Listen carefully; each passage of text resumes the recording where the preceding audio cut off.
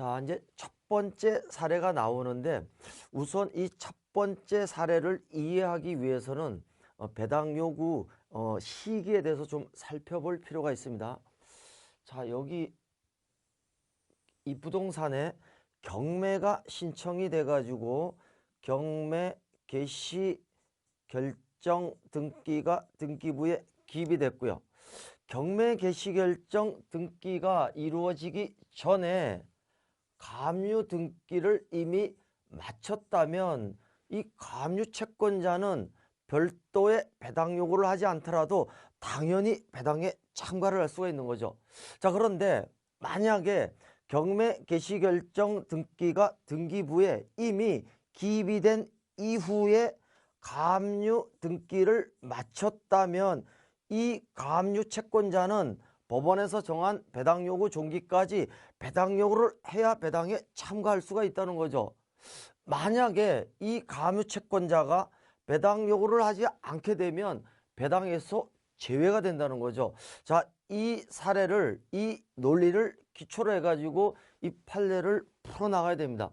자, 이 판례를 보면 채권자 갑이라는 사람이 채무자 을 소유 부동산에 대해서 가압류 신청을 해달라고 위임을 한 거죠. 자, 그래서 등기 사항 증명서를 발급받아 봤더니 그 부동산이 채무자의 소유로 돼 있는 거죠. 자, 그렇다면 가압류 진행하는데 전혀 문제가 없죠. 자, 그런데 등기 사항 증명서에 뭐가 기재가 돼 있나 이렇게 자세히 봤더니 이미 경매가 진행 중이라는 거죠. 등기 사항 증명서에 경매 개시 결정 등기가 기입이 되어 있는 거죠. 자, 이런 상태에서 가압류 신청, 가압류를 진행할 수 있느냐? 당연히 있죠. 왜냐하면 이 부동산은 어디까지나 채무자 소유 부동산이기 때문에 가압류 신청이 가능한 거죠. 자, 그래서 이 부동산에 가압류 신청을 해가지고 가압류 등기가 맞춰진 거죠. 자, 이 사례는 요 밑에 사례를 잠깐 보시면요. 이미 경매 개시 결정 등기가 등기부에 기입이 맞춰진 상태고요. 이 상태에서 가압류 신청을 해서 가압류 등기가 이루어진 거죠. 자, 그렇다면 이 가압류 채권자는 배당 요구 종기까지 배당 요구를 하게 되면 배당에 참가를 하는 것이고요. 가압류 등기가 끝났다고 해가지고 여기서 손을 놓아버리면 이 가압류 채권자가 이 경매 사건 배당에서 제외가 되는 이런 일이 벌어진다는 거죠. 자, 그러면 실무에서 우리가 뭐를 주의해야 되느냐? 이미 이 부동산의 경매가 진행 중이라면 그 이후에 가압류 등기를 마치면 반드시 배당 요구 종기까지 배당 요구를 해야 된다는 것이죠.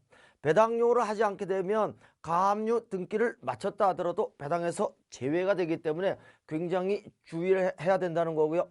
자, 그렇다면 이런 경매가 진행 중인 이런 부동산에 대해서 가압류 신청을 할 때는요.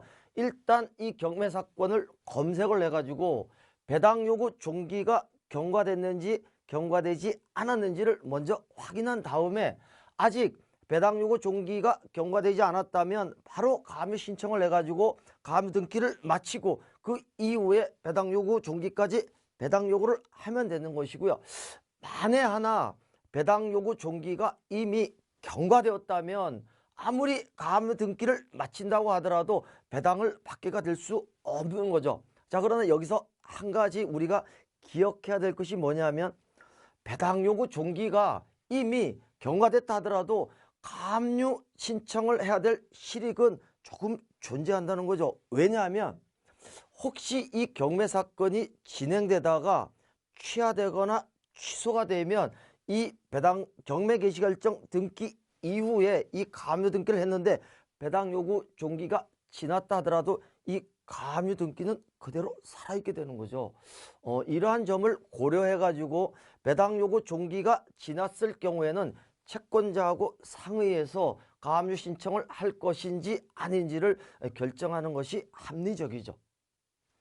자, 이 첫 번째 판례를, 이 사례를 정리를 해보면 이미 경매가 진행 중인 부동산에 대해서 가압류 신청을 하게 되면 가압류 등기를 마친 이후에 반드시 배당 요구 종기까지 배당 요구를 하여야 배당에 참가할 수 있다는 거죠. 실무에서 굉장히 주의해야 될 그런 중요한 사례다 이렇게 말씀드릴 수가 있습니다.